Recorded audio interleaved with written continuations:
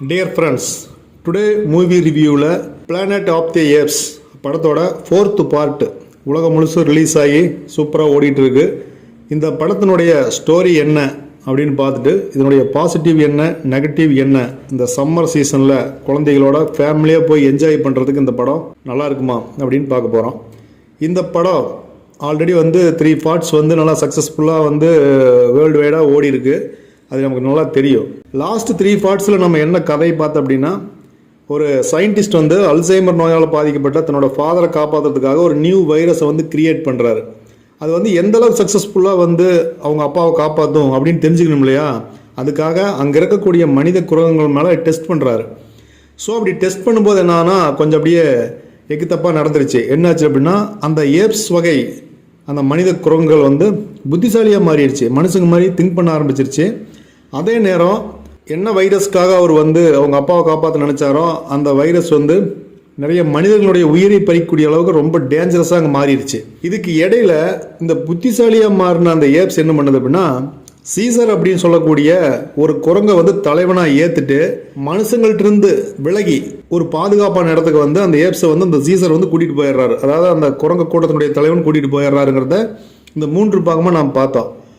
இந்த 3 பாகங்களுடைய லாஸ்ட்டில் நாம் என்ன தெரிஞ்சிட்டோம் அப்படின்னா, 80% மனித இனத்தை கொன்ற அந்த வைரஸ் ஒரு கட்டத்துக்கு மேலே மனுஷங்களுடைய உயிரை கொல்லாமல் மனிதனுடைய அந்த பேசும் திறன், சிந்திக்கும் திறன் அப்படின்னு சொல்லிட்டு அவங்க அறிவியெல்லாம் மழுங்கடிக்குது.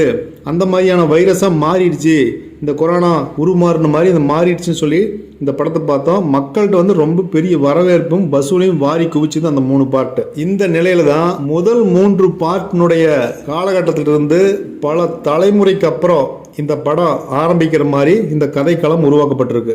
கதை என்னன்னு பார்த்தா, சீசரை அப்படின்னு சொல்லக்கூடிய அந்த குரங்கை ஃபாலோ பண்ணி ஆட்சி பண்ணிட்டு வரக்கூடிய இந்த பிராக்சிமஸ் அப்படின்னு சொல்லக்கூடிய குரங்கு மனிதர்கள் ஆபத்து காலத்தில் பயங்கர டெக்னாலஜியோட ஒரு ரகசிய பதுங்கு குழியெல்லாம் வச்சுருக்குறாங்க. அதை கண்டுபிடிச்சி நம்மளை காப்பாற்றிக்கணும் அப்படிங்கிறதுக்காக அதை கண்டுபிடிக்க நினைக்குது.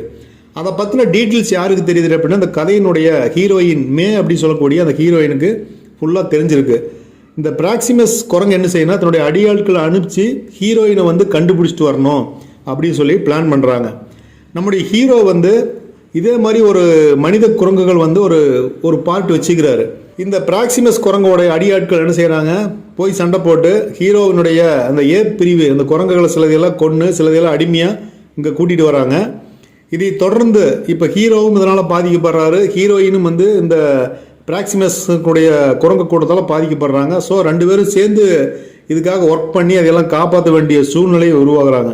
இப்படி 2 பேரும் இணைந்து சண்டை போட்டு அந்த குரங்குகளை அந்த அவங்க தன்னோட அந்த ஏப் பிரிவு ஹீரோ காப்பாத்தினாரா, ஹீரோயின் பதுங்குழியிலிருந்து தனக்கு தேவையானதை எடுத்தாரா அப்படிங்கிறதா இந்த படத்தினுடைய 4வது பார்ட்டினுடைய மீதி கதை.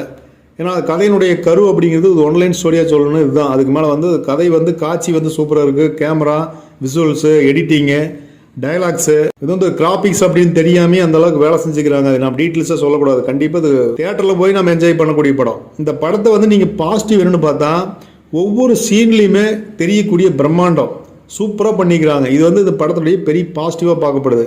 இந்த படம் சீசர் குரங்கு இறந்த இடத்துல இருந்து தொடங்குற மாதிரி இருக்குது. ரசிகர்கள் அந்த இடத்துல ஒரு பயங்கர என்ஜாய்மெண்ட்டு ப்ளஸ் பயங்கர எக்ஸைட்மெண்ட்டாக ரசிகர்கள் ஒரு இந்த சீட்டினுடைய நுனிக்கே உட்காந்து பார்க்குற மாதிரியான ஒரு உணர்வை கொடுக்குது. அதே மாதிரி கேமரா, எடிட்டிங், இந்த டெக்னாலஜி இந்த படத்துக்கு ரொம்ப வலுவாக இருக்குது. ஏராளமான கதாபாத்திரங்கள் இருந்தாலுமே எந்த குழப்பமுமே இதில் இல்லாமல் இந்த படத்தை அப்படியே ஸ்ட்ரெயிட் ஃபார்வர்டாக சூப்பராக கொண்டு போய்க்கிறாங்க. கதையை தெளிவாக சொல்லிக்கிறாங்க. இந்த படத்தை இந்த சம்மர் சீசனில் நம்ம குழந்தைகளோட போய் பார்க்கக்கூடிய ஒரு மிகப்பெரிய பொழுதுபோக்கு அப்படின்னா அத்தனை பொழுதுபோக்கு அம்சங்களும் இந்த படத்தில் நிறைஞ்சிருக்கு. ஃபேமிலியோட போயிட்டு அப்படியே சூப்பராக ஸ்நாக்ஸ் வாங்கி வச்சு சாப்பிட்டு அப்படியே அருமையாக என்ஜாய் பண்ணிட்டு வரலாம். ஒரு உலகத்துக்கே வேற ஒரு உலகத்துக்கே போன மாதிரி நம்ம கதைன்னு சொல்லி அதில் இருக்கிற குறைகளை தேடாமல் அந்த படத்தை ஒன்றி பார்க்கும்போது அந்த உலகத்துக்கே நாம் போய் நம் கண் முன்னால் அந்த காட்சிகளில் விரி அப்படிங்கிறதுல சூப்பராக பண்ணிக்கிறாங்க. அந்த அளவுக்கு டெக்னாலஜின்னு எடிட்டிங், கிராஃபிக்ஸும் தெரியாமல் பண்ணிக்கிறாங்க. இந்த படத்தில் ஒரு சின்ன நெகட்டிவ் அப்படின்னு சொன்னால், ஃபஸ்ட்டு 3 பார்ட்ஸை பார்த்துட்டு இந்த 4வது பார்ட்டுக்கு போகிறவங்களுக்கு ஒரு சின்னதாக ஒரு ஏமாற்றம் இருக்கிற மாதிரி இருக்கும். என்ன அப்படின்னா, முதல்ல இந்த 3 பார்ட்டில் இருந்த ஸ்டோரி ரொம்பவுமே கதைக்கு முக்கியத்துவம் அளிக்கப்பட்டிருக்கும். ஆனால் இந்த படத்தில் பார்த்தீங்கன்னா பிரம்மாண்டத்துக்கு தான் ரொம்ப முக்கியத்துவம் கொடுத்துக்கிறாங்க. அந்த பிரம்மாண்டத்துக்கு கொடுத்த முக்கியத்துவம் இந்த கதைக்கு வந்து கொடுக்கல அப்படிங்கிறது தான் கொஞ்சம் ஏமாற்றமாக தெரியுது. இந்த ஸ்டோரியில் வரக்கூடிய, அதாவது இந்த படத்தில் வரக்கூடிய கதாபாத்திரங்கள் இந்த ஸ்டோரியோட வந்து மேக்சிமம் ஒட்டாத மாதிரி தெரியுது. இதெல்லாம் வந்து குறையாக பார்த்தா சொல்லலாம். கிட்டத்தட்ட ஒரு 140 நிமிஷம் இந்த படம் ஓடுது.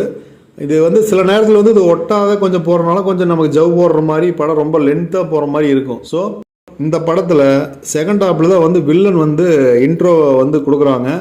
இந்த வில்லன் வந்து இப்போ ஒரு பெரிய ஒரு இம்பேக்ட் கொடுக்கல அப்படின்னு தான் சொல்ல முடியும். ஏதோ ஒரு கௌரவ வேடம் சொல்லுவோம் தமிழில், அந்த மாதிரி வந்துட்டு ஏதோ வந்துட்டு போகிறார் அப்படிங்கிற மாதிரி இருக்கும். ஸோ நமக்கு அது தேவையில்லை.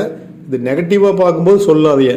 படம் முடியும் போது அந்த சீசர் கதாபாத்திரம் நமக்கு ஏற்படுத்திய அதனுடைய தாக்கம், அந்த உணர்வை அதில் இருந்து ஒரு கால்வாசி அல்லது பாதியை கூட நம்மளால் அந்த படத்தில் வந்து உணர முடியல அப்படிங்கிறதா. இந்த படத்தில் எவ்வளோதான் கதைக்களம், கிராஃபிக்ஸ் பிரம்மாண்டம் இருந்தாலுமே இந்த படம் முழுசுமே அந்த சீசர்னுடைய கதாபாத்திரம் தான் வந்து மைண்டில் நிற்கும். நீங்கள் படத்தை முடிச்சுட்டு வெளியே வரும்போது கூட அந்த சீசர்னுடைய முகம் தான் உங்கள் மனசில் நிற்கும். அந்த மாதிரி வந்து அதனுடைய கதாபாத்திரத்தை கொண்டு வந்துக்கிறாங்க. இந்த சம்மர் சீசனில் குழந்தைகளோட பார்க்கக்கூடிய சூப்பரான டெக்னாலஜி நிறைந்த நிறைய அம்சங்கள் நிறைந்த இந்த படமாக இந்த பிளானட் ஆஃப் த கிங்ஸ் இந்த 4th பார்ட் வந்து ரிலீஸ் ஆகிருக்கு.